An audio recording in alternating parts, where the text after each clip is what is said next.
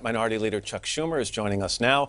Senator Schumer, it's nice to see you. Good morning. Great to be back. I know we all have a lot of questions for you. Let me start with the easiest ones. What are your emotions today as you prepare to watch Donald Trump put his hand on the Bible and take the oath of office? Well, I obviously wish there had been a different outcome. For the few days after the election, my daughters came to me distraught, and I taught them the old Shirelle song.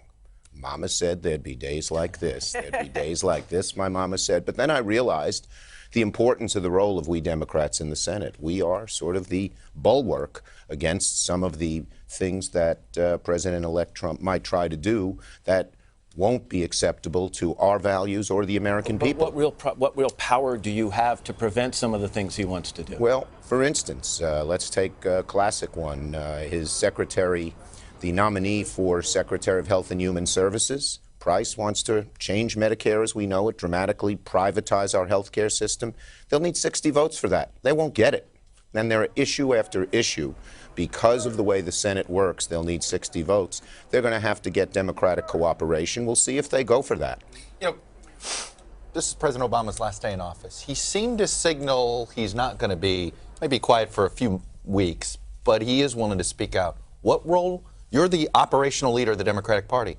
What role do you want now soon-to-be former President Obama to play? Well, President Obama has said he wants to stay involved when core values are at stake, and he'll speak out on them. As you know, he's leaving office with very, very high numbers. He's well respected, much more than President-elect Trump is in this country, and he'll be a valuable voice. He won't overdo it, but he'll do it when it's needed. Donald Trump likes you. A lot, maybe, So maybe more than he likes any Republican so senator. He says. Lately, he hasn't liked me as much. Well, but you have a personal relationship with him, and 60 members of your party are boycotting the inauguration today. How will you bring them along when you see a strategic benefit to collaborating with this man that you have a personal relationship with? Very simple. Stick to our values. When President-elect Trump campaigned, he campaigned against both the Democratic and Republican establishments. But since he was elected, he seems to be moving to the hard right. So many of his cabinet nominees are way out of touch. But there are certain issues, if he sticks to good values that we believe in, we'll work with him. We're not going to oppose things just because Trump's name is on it. Three I can think of: infrastructure. But again, it can't be this thing that just goes for tax cuts for rich people to make roads. You won't build many roads and there'll be huge tolls. But if there's real spending for infrastructure, Bernie Sanders, Elizabeth Warren, Joe Manchin, our whole caucus would agree with that. Trade. Most of our caucus, myself included, my views on trade are probably somewhat closer to Donald Trump's than they were to Barack Obama's or George Bush's. We'll see what he does on them, but that's an area where we could cooperate. But on most areas, we're going to have to fight him, and we'll fight him tooth and nail. Well, and one place, I'll tell you, Nicole, where he's having trouble, this repeal ACA. They say they want to repeal it. They have nothing to replace it with. Already, Republicans are beginning to whisper to him, don't do that. Now, if he's charged to repeal it, they're going to have to figure out how to replace it.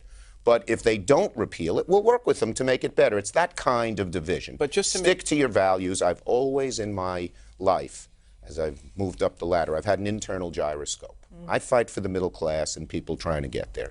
If it helps them, we'll work with them. If it hurts them, we'll fight them tooth and nail. Just to make sure we understand, though, after 8 years of railing against Republicans and calling them the party of no, your political strategy as Democrats now will not be to assume the mantle of the party of no, even if it's effective. Our strategy will be, as I've said, when he works on things we agree with, we're not going to oppose him because the name Trump is on it. But on most things, and this, if you look at the last month or two, he has moved way to the right, and there's going to be a lot more opposition. His cabinet nominees are unheard of, what they want to do to health care, to education, to housing, to the environment.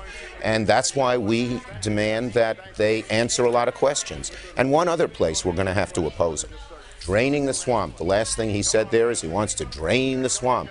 Well, first it can start at the top. He can get rid of all his holdings. When you have such a large amount of holdings, there's going to be conflicts of interest or appearance of conflict of interest. One example. Quickly, he gets rid of overtime, the overtime rules, you know, where middle-class people are paid overtime when they work too much. Everyone's going to say he did it because that affects his hotels. Get rid of your holdings and make your cabinet do it, too. So far, they've resisted. This swamp is getting more filled with alligators. I hit a nerve when I said he liked you. I guess so. that the question? Thanks for that setup, Nicole. It's not personal, it's values. Senate Minority Leader Chuck Schumer. Senator, thanks for spending time with us this Nice morning. to talk I appreciate to you. it. Good Thank to you. see Good day. Hello, Today fans. Thanks for checking out our YouTube channel. Subscribe by clicking that button down there and click on any of the videos over here to watch the latest interviews, show highlights, and digital exclusives.